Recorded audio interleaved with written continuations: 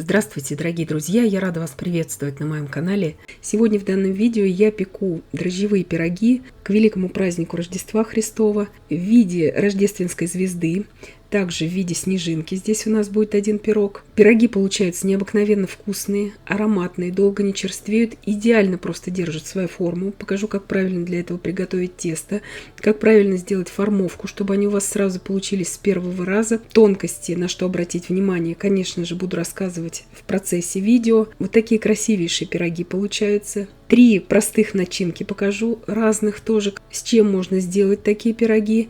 И каждый сможет выбрать себе по вкусу. И я сейчас буду делать сразу тесто, большую порцию, чтобы мне хватило на все 4 пирога. Итак, здесь у меня 500 мл молока до 40 градусов. Вот померила вам специально даже термометром.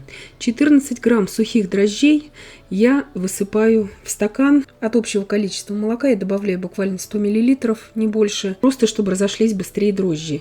И обратно их выливаю к общему молоку, потому что вот эти сухие дрожжи, они, как правило, очень долго расходятся в таком большом количестве молока. Вы также можете брать 42 грамма прессованных дрожжей свежих, все на ваше усмотрение. Самое главное, чтобы дрожжи имели еще хороший срок годности и были качественные очень. У меня дрожжи доктор Оэткер. От общего количества сахара 180 грамм я добавляю в опару 1 столовую ложку сахара. И от общего количества муки 1 килограмм 200 грамм я просеиваю туда 4 столовые ложки с горкой. И все это перемешиваю, отставляю опару минут на 20. Если вы увидите, что опара у вас никак не поднимается, значит дрожжи у вас не работают. Дальше продолжать работать с этим тестом тогда нельзя. Только если у вас опара хорошо поднимется, как у меня в видео, тогда продолжайте работать. Опару я убираю просто постоять на столе. Никуда в теплое место я не ставлю. В помещении тепло. И пока у меня подходит опара, я разделяю яйца на желтки и белки. 4 желтка. Добавляю к ним 4 столовые ложки молока, перемешиваю, и этим я буду смазывать свои пироги. Лучше желтки сразу смешать с молоком, чтобы они не заветривались. Накрываю крышечкой, отставляю желтки в сторону.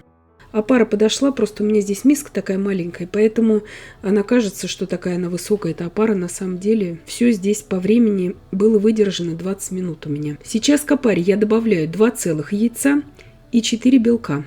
Если же вы сомневаетесь в тесте на белках, я вам советую взять просто 4 целых яйца. Все ингредиенты я, естественно, пропишу вам в описании под данным видео. Добавляю туда остаток всего сахара, 2 чайные ложки соли, это 12 грамм соли, и добавляю туда 60 грамм, в граммах говорю, растительного масла без запаха. И вот так вот по 1 столовой ложке с горкой, с хорошей, я всю просеянную муку добавляю уже к смеси к этой. То есть в общей сложности у меня ушло 1 килограмм 200 грамм муки. Если вы знаете, что у вас мука очень сильная, тогда добавляйте 1 килограмм 150 грамм муки. Это все смотрите только по вашей муке. И на среднем ходу тестомеса я буду замешивать это тесто 7 минут. Оно уже не липнет к рукам. И сейчас на 3 минуты я выставляю таймер и добавляю туда 80 грамм размягченного сливочного масла. И вымешиваю еще 3 минуты уже со сливочным маслом. Тесто получится изумительное. Благодаря тому, что добавляем масло сливочное уже в процессе после вымешивания основного теста, когда уже развился глютен, у нас будет волокнистая, хорошая очень выпечка. Конечно, если вы на один пирог это все будете делать на 300 грамм муки, следовательно, все это можно замешивать руками. Руками, конечно, допустим, половину от этой порции теста следует вымешивать 15-20 минут. Это смотря по муке и по тесту. У меня здесь большая очень порция, поэтому я вымешиваю в тестомесе. Итак, тесто я достала из миксера, округлила и сейчас убираю на 1 час 40 минут на расстойку. Просто при комнатной температуре. В помещении у меня было жарко, потому что у меня другая выпечка выпекалась в духовке в кухне, и тесто подходило хорошо. Даже если вы будете половину от этой порции теста ставить на расстойку, минимум 1,5 часа ему нужно. Это я уже знаю из многолетнего опыта. Час это мало. Смазала слегка растительным маслом. Через 1 час у меня уже поднялась крышка у этой миски, и я ее сняла и накрываю пакетом. Оно еще должно подниматься. Вот этому тесту 1,5 часа хотя бы нужно дать подняться. И желательно в спокойных, в естественных условиях, не под лампочкой, нигде, а просто в теплом помещении. Сейчас разделила это тесто на 4 колобка. Каждый колобок я делю еще на 3 части. Все это я делаю на весах. Так удобней. Подкатываю каждую булочку. Убираю сейчас под пленку на полчаса на расстойку. Это первые мои коржи, так сказать, для первого пирога. И 4-й пирог я уже после 1,5-часовой расстойки буду выпекать. Здесь у меня 20 грамм корицы и 120 грамм сахара. Все перемешала, убираю пока что в сторону. Полчаса прошло. Первые колобки у меня вот так вот расстоялись. Раскатываю коржи. Не более чем в 5 мм толщиной. На все 4 пирога у меня уйдет для смазки 100 грамм растопленного сливочного масла. 2 коржа я посыпаю вот так вот корицей с сахаром.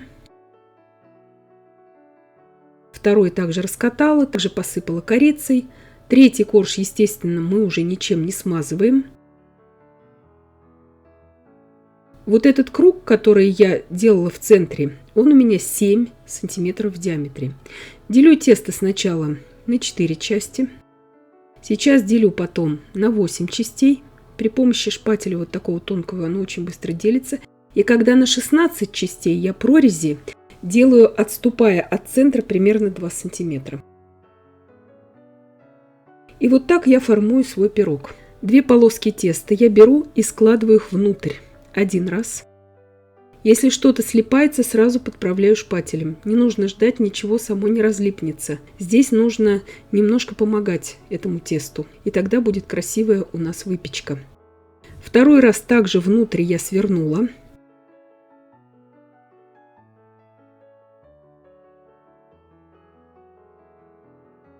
И на этих кончиках я делаю прорези. И эти прорези я выворачиваю вот так вот треугольничками на внешнюю сторону и оттягиваю их, вот эти язычки. И делаю это у каждой секции этого теста.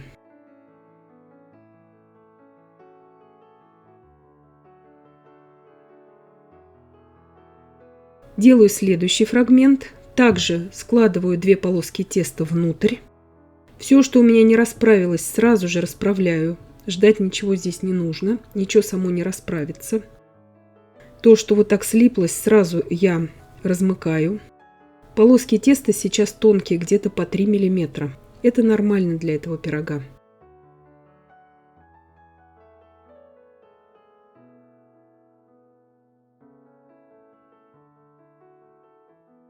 И опять делаю прорези и вытягиваю вот этот треугольничек.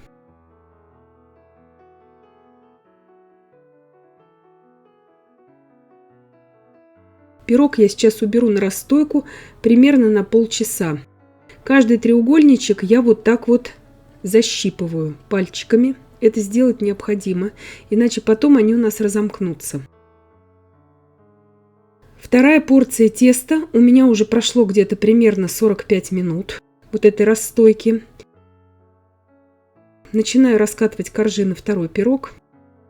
Не бойтесь само тесто и поверхность посыпать мукой. Ничего с ним, с этим тестом не будет. Чем дольше оно стоит на расстойке, тем более податливо раскатываться оно у вас будет.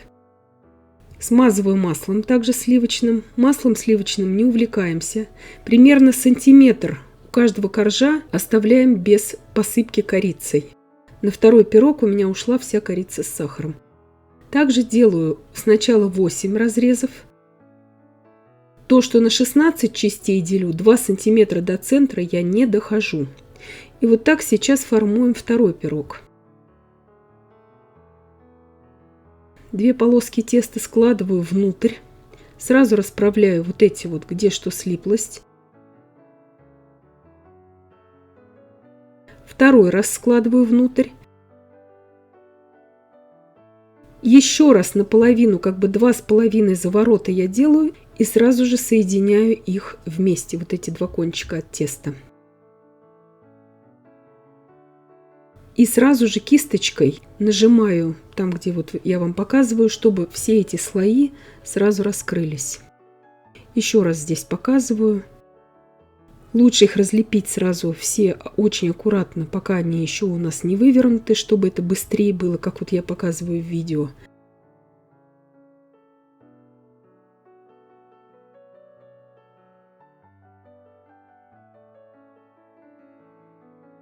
Соединяем и оттягиваем вот этот лепесток вниз. Делаю весь пирог вот таким образом. Кисточкой обязательно сейчас нажимаю вот на эти места, чтобы раскрылись все слои. Ждать не нужно, ничего само по себе не раскроется. Будут неровности, то есть здесь нужно помогать либо палочкой азиатской, либо вот кисточкой. Убираю на расстойку. Итак, первый пирог у меня расстоялся. Я еще раз защипываю вот эти вот уголки. Кисточкой прохожусь вот по таким проблемным местам обязательно, чтобы потом пирог у нас был очень красивый. И чтобы все слои, которые вывернулись, чтобы они смотрели в ту сторону, в которую нам нужно. Вот это нужно сделать. И сейчас уже смазываю желтком. Заметьте, слой с корицей я не смазываю желтком, потому что сахара здесь много, он будет карамелизироваться сейчас в духовке, и потом мы будем еще смазывать сиропом. Если вы сразу же смажете это желтком, это будет такой на вид очень бурая такая вот смесь некрасивая. И когда я уже прошлась желтком, я вот по этим местам прошлась еще раз кисточкой, чтобы желток у меня не стекал вот в эти лунки. И убираю выпекаться при 180 градусах на 25 минут. Режим вверх-вниз без конвекции. Теперь делаю третий пирог, просто с сахаром. То есть смазываю также каждый корж маслом и слегка посыпаю сахаром, здесь не очень обильно.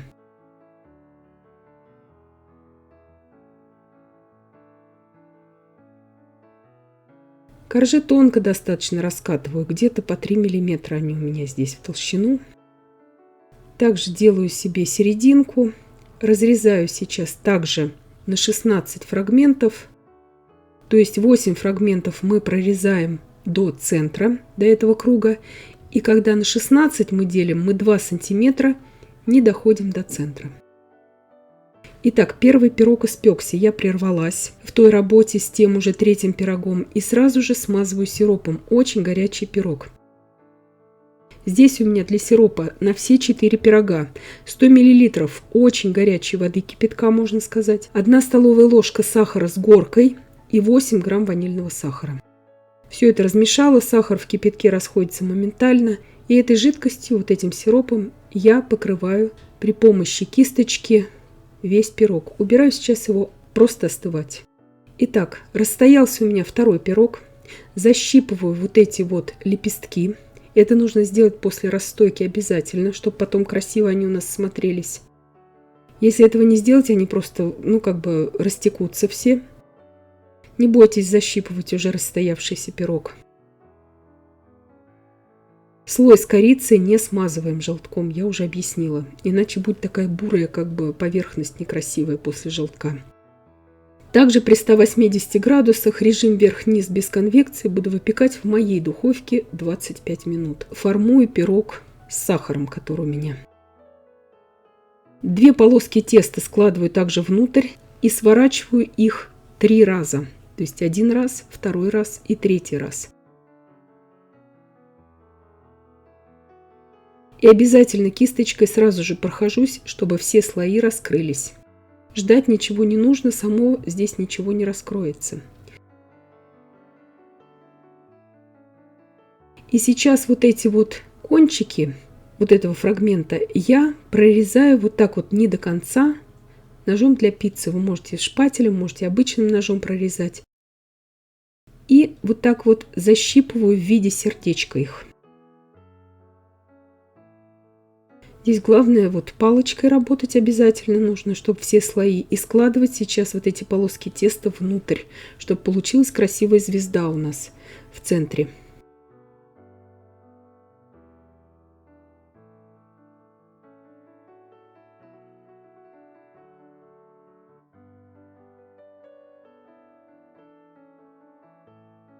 Обязательно прохожусь сейчас кисточкой, чтобы раскрылись у нас все слои.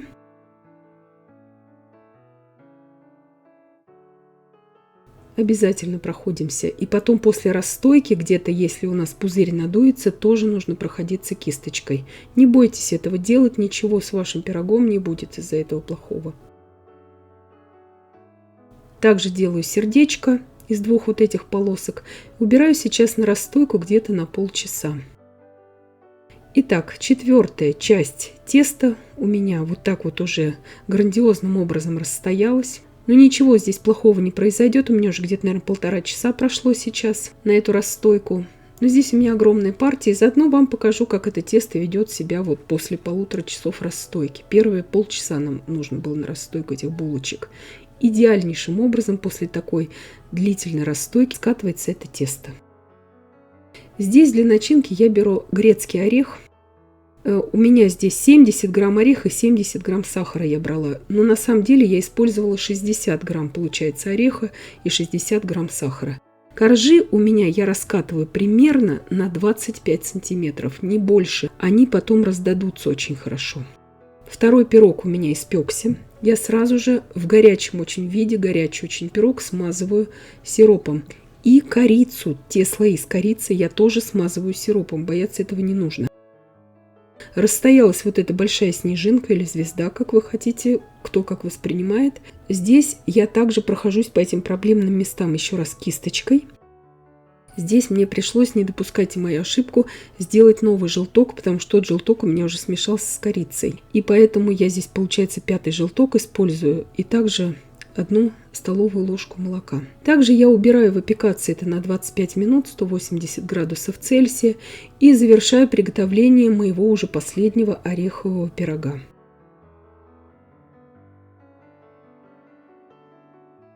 Также закрыла 3-м коржом. Также сейчас разрезаю на 8 фрагментов. Также вот этот вот круг у меня в центре. И вот теперь я не прорезаю уже, когда на 16 я делю. Я как бы вот до конца 3 сантиметра не дорезаю, потому что мы будем сейчас выворачивать каждый фрагмент.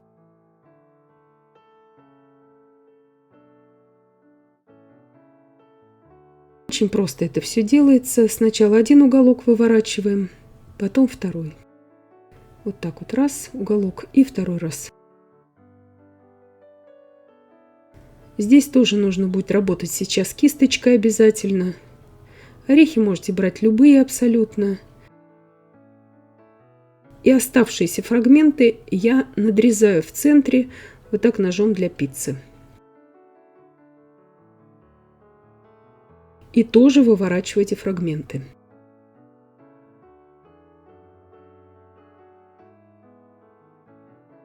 Сейчас мне опять придется прерваться, чтобы смазать срочно сиропом 3-й пирог. Серединку где-то с 18 минуты мне пришлось накрыть фольгой, потому что она у меня уже очень хорошо поджарилась.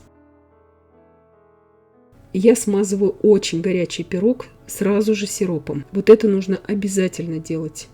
Итак, завершаю сейчас формовку 4-го пирога. Здесь очень много работаю кисточкой, каждый слой, чтобы у меня прослеживался.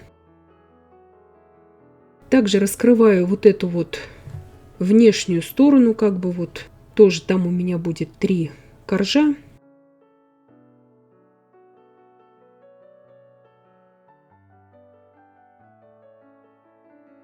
Вот то, что я обрезки там обрезала, я сделала здесь 8 жгутиков. Жгутики я их расплющила и просто делаю как бы вот такие вот лучики у этой звезды или у этой снежинки. Убираю на расстойку, накрываю также пакетом, полотенцем можете накрывать, что вам нравится. Итак, пирог у меня расстоялся. Вот эти лучики я сейчас также опять защипываю после расстойки, это нужно обязательно сделать. И смазываю уже желтком. Желток тот же, что у меня был с корицей. И также выпекала 25 минут, 180 градусов Цельсия, режим вверх-вниз, без конвекции. Орех прекрасно пропекается, вы можете миндаль здесь и фундук использовать, все, что вам нравится. У меня грецкий орех в этом случае. Итак, все пироги у меня отпеклись, они у меня полностью уже остыли на бумаге для выпечки, и я переношу их сейчас на подложки для тортов. Просто чтобы вам показать, их, конечно, нужно подавать лучше всего на плоском блюде, потому что чтобы они не поломались. Пироги эти примерно 30, 31, 32 сантиметра. Чтобы вам сориентироваться, вот подложка 29 сантиметров, и вот так выглядит на ней вот этот уже готовый пирог. Ароматнейшее тесто получается. Еще раз повторяю, если вы сомневаетесь по поводу обилия белков в тесте, используйте просто целые яйца. Я все это вам напишу в рецепте в описании под данным видео. Я очень люблю вот такое именно тесто. Оно абсолютно не пахнет дрожжами. Изумительно легкое, вкусное и идеально просто держит форму. Также долго не черствеет. Пироги эти все можно прекрасно хранить просто под пленкой. Вот этот сироп, он практически не липнет. То есть у нас здесь идеальный просто вариант. Они очень ароматные получаются благодаря ванили в этом сиропе. Вы можете также другие ароматизаторы туда добавлять, хоть апельсин в этот сироп, и ром, и все, что вам нравится. Пироги эти хранятся несколько дней. Вы также можете их поставить, допустим, если вы не хотите вообще их как-то тревожить, просто в круглый контейнер для тортов. Кто в Германии живет, это как тортенглоке. И просто потом этот контейнер еще в пищевой пакет. И тогда у вас вообще с ним в контейнере еще лучше. Он сохраняется даже, чем под пленкой. Прекрасно нарезаются, прекрасно ломаются они. С орехами, конечно, всегда немножко более хаотично все это выглядит, но все равно выглядит все очень достойно. То есть я вам показала, как правильно, легко и просто сформовать эти пироги, чтобы они у вас сразу получились, чтобы раскрылись у вас все слои. Конечно же, я думаю, что вам так много не понадобится, и поэтому вы будете более маленькую порцию теста готовить, и такие длительные расстойки вам не понадобятся. Но я бы советовала вот эти вот булочки, уже когда мы их для каждого пирога скатаем, хотя бы 40 минут давать им расстояться. Потому что чем дольше расстаивается это тесто, тем потом более нежный получается пирог. Сильно долго, конечно, не нужно давать ему расстаиваться, но 40 минут оно у вас идеально будет потом раскатываться. Слои у нас были по 3 мм, поэтому пироги не очень высокие получаются, но они большие у нас в диаметре очень. И вот такие волокнистые, нежные, воздушные, удивительно просто ароматные пироги получаются. Нежнейшие на вкус, очень благородные на вкус пироги получаются. Долго они не черствеют, если их правильно хранить, все получится.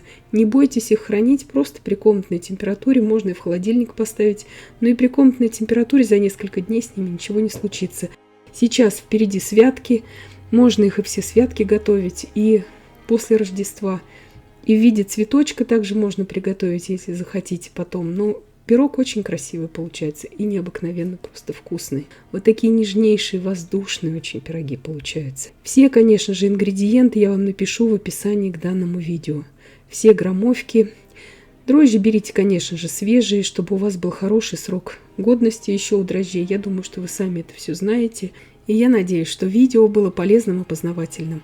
Подписывайтесь на мой канал, ставьте лайки, пишите комментарии. Я всем желаю больших успехов и до встречи в новых видео.